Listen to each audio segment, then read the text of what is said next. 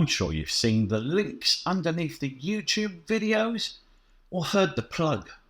Buy my Lightroom presets, discounted to the low price of $49 for the next 3 decades only. The idea is that you can purchase a bit of the content creator's special sauce, fold in a selection of one-click photo fixes. Just apply the preset and your photo will look just like mine. But friend, I'm here to tell you that the one-click Lightroom preset fix is a mirage, an illusion, and a pipe dream. Nearly all commercial Lightroom presets are a waste of money, and most of them will actually make your photos look like shit.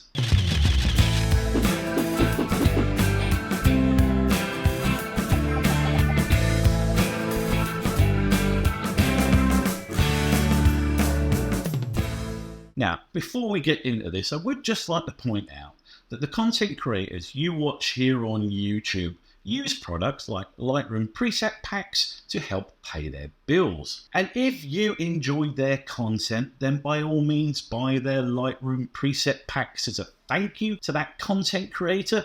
Just don't expect them to be of any use to your photography whatsoever. Lightroom presets are a bit of a dream product for someone looking to make a little bit of easy money because they are ridiculously easy to make, package and sell. And since all of the secrets of a preset are revealed when you apply them, they're really easy to rip off too. In fact, a great starting point for anyone wanting to get into this snake oil business is to download someone else's pack, make a few very minor tweaks, give them some suitably pretentious names, zip them up, and then promote the ever-loving shit out of them on Facebook. It's a saturated marketplace though, and you'll be going up against the big-name influencer photographers. I think the perfect demonstration of how easy it is to make a Lightroom preset pack is the fact that there are more than 8,000 of them available for download as part of a $15 a month Envato Elements subscription. The key problem with Lightroom presets is the suggestion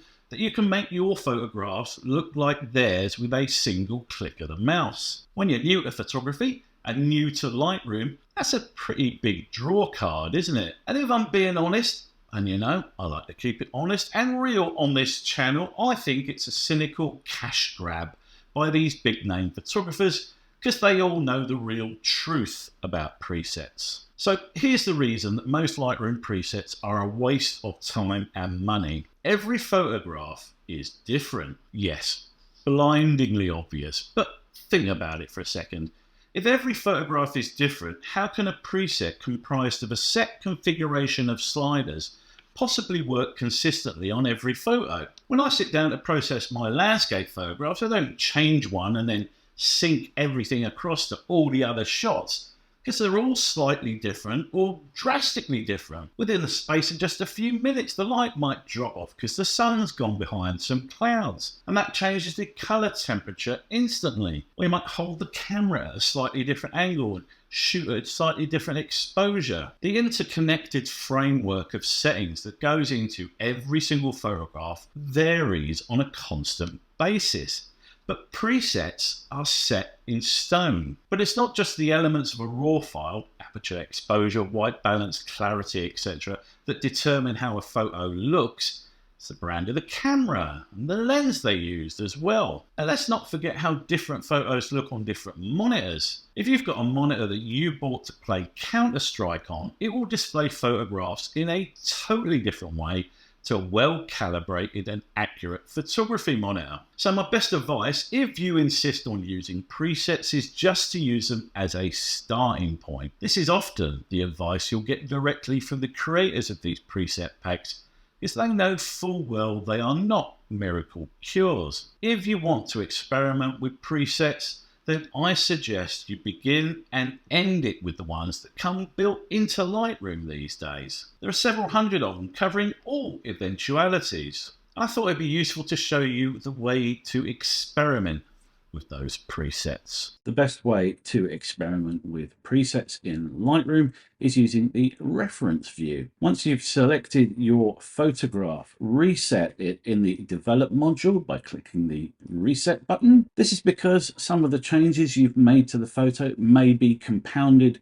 with the preset and will affect the eventual outcome. Now that the photo's reset, apply whatever baseline profile you like. I'm going to choose Adobe Landscape. Some presets do also apply a profile to your photograph, so just bear that in mind. And then once we've got our baseline image here, we're going to create a virtual copy. We now have two identical versions of the photograph, and we need to go into reference view mode. There are two ways to do this. You can click the RA button down here or simply press Shift R. So we have the active side and the reference side, and I'm going to drag my other photo into the reference side here, so we've got them both side by side. Now that we've got our two identical photos, we can zoom in a little bit so we can get a slightly better view of what's going on, and we can begin experimenting with the presets, which are over here in the left hand preset section of the screen. Now when you hover over these, you can get a preview of what's going on, which is fine, but the advantage of using this reference view with the virtual copy of the photograph is you can also apply them, and then you can see what's happening with the various sliders on the right hand side here, which enables you to break down the preset and emulate it yourself without a preset if you want to do so. So in the case of this photo, we've got some tweaks in the color grading slider here. It's shifting into this purple hue, which is very clear here in the mid-tones, shifting over to the blues in the shadows, and fairly neutral in the highlights. We've also got some drops in vibrance and saturation. We've got a strong dehaze applied to it.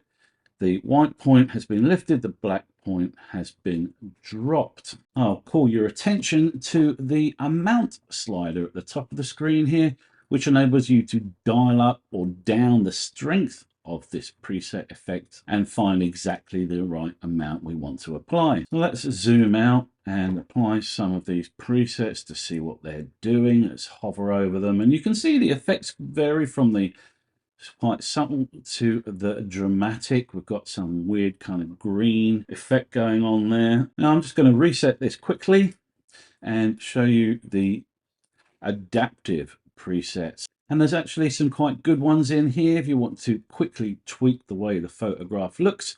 For instance, we've got this adaptive sunset sky filter. If we apply that, we get this kind of very saturated looking sky going on here. And if you're wondering why there's no changes to any of the sliders, that's because it's an adaptive preset, so it's in the masks. It's made a sky mask, and if we click on sunset here, we can see what it's done. It's bumped up the clarity, it's raised the tint up here into the magentas, it's added quite a bit of saturation in there as well. I'd quite like to drop the highlights down there so we can see what's going on, and that's not a bad effect. If I was going to upload this to somewhere like Instagram, this is the sort of preset I'd use. If you're a beginner landscape photographer and you'd like to use these Adobe presets as a starting point for your image processing, here are my recommendations for ones to try out. AR06 in the Retro collection will warm your scene up. AM03 in the Summer collection will fix a poorly exposed sunset. CN07 in the Cinematic collection or Matte in the Color selection will give you that trendy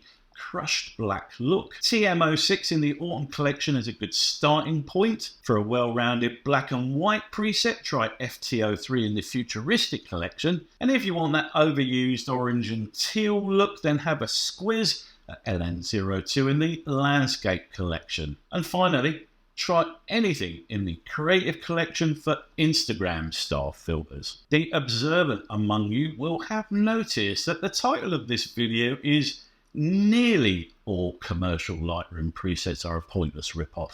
And that's because there are a couple of notable exceptions to the rule. The first exception to the rule is the legendary Visco film pack series, not to be confused with the Visco LUTs. The Visco team did an exceptional job emulating famous analog films, a process they completed by doing extremely high-resolution scans of all the different film grains. Over the years, Visco released 7 film packs covering pretty much the entire back catalogue of films made by everyone from Polaroid and Kodak to Ilford and Agfa. They were the only presets I've ever used that actually improved your photograph. They were never cheesy or fake looking, and it gave your digital photographs a genuinely analog feel. Now, before you hit up Google looking for somewhere to buy these film packs, I should point out that they were, unfortunately, discontinued all the way back in 2017. That's why I called them legendary. They do still lurk around certain corners of the internet if you know where to look.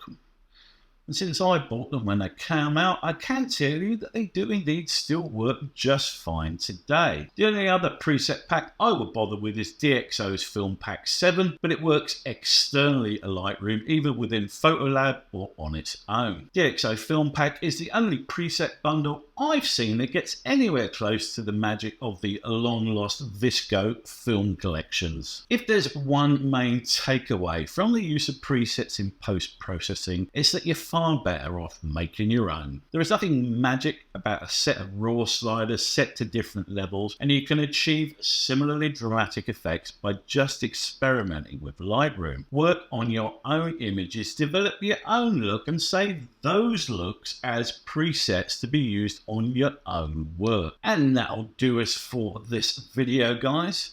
Is your Lightroom buckling under the pressure of 1,000 wank-looking presets you downloaded off some dodgy torrent site? We all did it at one time or another. The main thing is to build your own look and develop them as you progress with your photography. If you enjoyed this video, please hit the old like button and consider subscribing for more photo, drone and video related content in your feed. Until the next time, guys, ta-ta.